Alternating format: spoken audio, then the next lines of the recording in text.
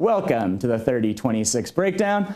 I am your host, Jon Lee, and today I want to talk to you about why being an MMA hater is glorious. Sports is one of the few places where it is okay to hate someone. This is one of the things that makes sports glorious. The only reason that college football is even tolerable to me is because of the hate between rival schools, because of the petty t-shirts, the arguments, the angry tweets. This makes sports fun. It's not fun to hate on people in real life. We just saw an election full of hate. It's not really that fun in real life. But in sports, it's awesome. I despise the entire Team Alpha Male camp. I hate them all. They're everything that I dislike in life. They're cocky, they get chicks, they think they're better than they are, they just beat my favorite fighter. I hate those guys, and it makes me really happy to hate those guys. I hated Cody Garbrandt. I got to watch that fight, and as a Cody Garbrandt hater, I had to forcingly, begrudgingly give him his respect, but it doesn't make me like him. I still hate Cody Garbrandt, even though he beat Dominic Cruz. Still hate him. He just tweeted the Nature Boy Ric Flair, and if you know anything about me, you know I love the Nate, because while wrestling is fake, the Nate is real as penitentiary steel. And the Nate tweeted at Cody Garbrandt, and Cody Garbrandt called him a legend, which made me like him a smidge more, but I still hate that dude, and I'm always going to hate that dude.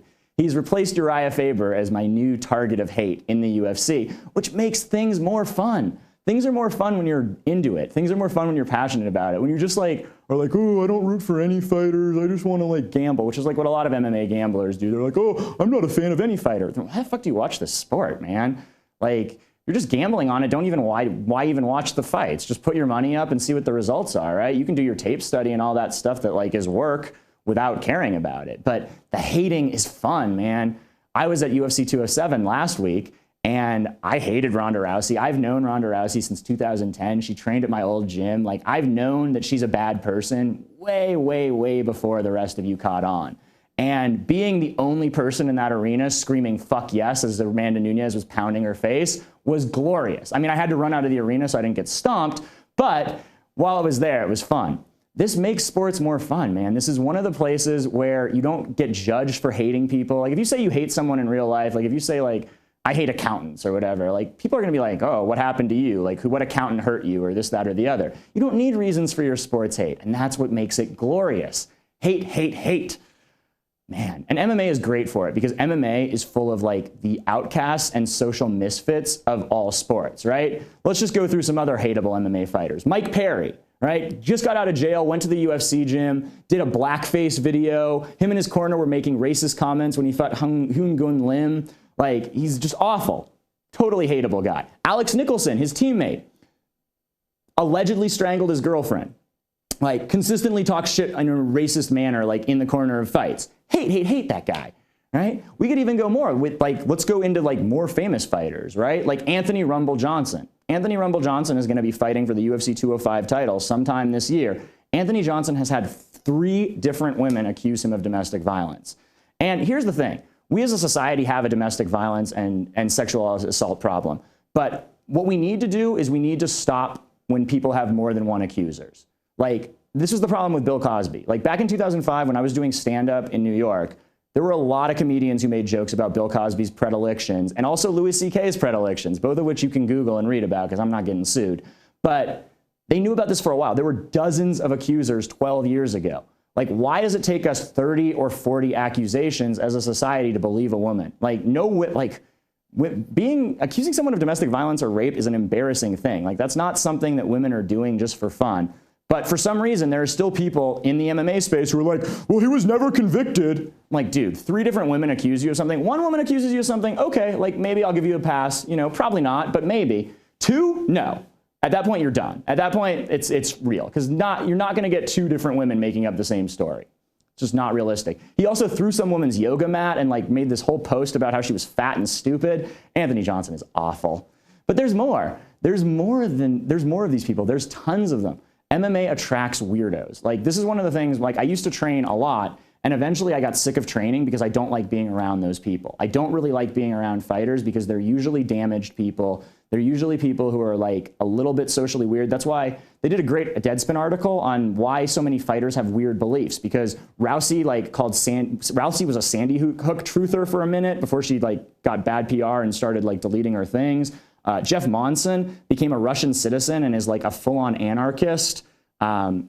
the list goes on and on. MMA just attracts kind of weird people because if you could do anything else, why would you fight, right? Like it's not a choice that you make because you're in a great situation. It's not like there's a bunch of people going to Stanford and getting their MBAs and then going, oh, I'm going to get into fighting. Like you get into fighting because you couldn't fit in, right? Jon Jones, another hateable guy. I actually love Jon Jones, but I have come to grips with the fact that he's just a terrible human being. But Jon Jones, this is what I always say about Jon Jones. Jon Jones has 2 brothers in the NFL, right?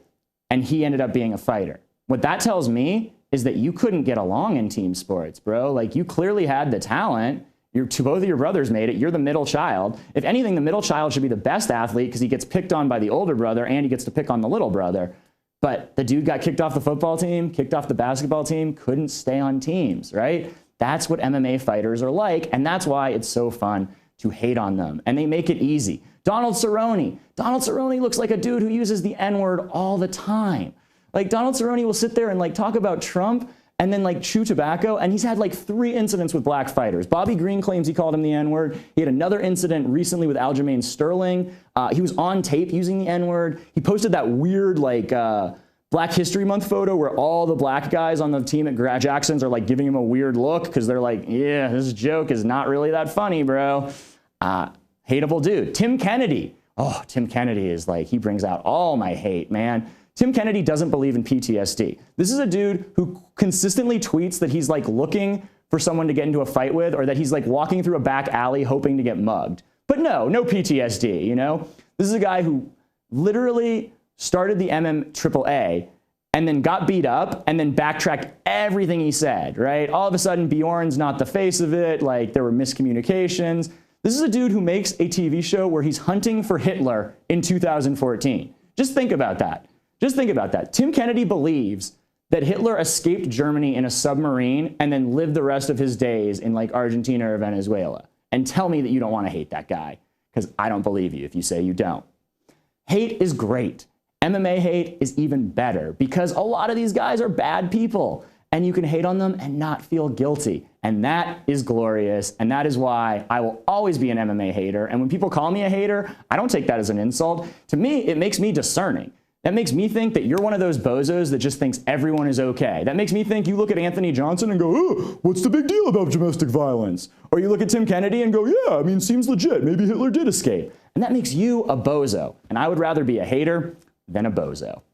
Thanks for watching. This has been another fun-filled edition of the 3026 Breakdown. Be sure to give me a thumbs up, send out a retweet, like the post, and leave me a comment. And I will be back very, very soon with more hate-filled posts.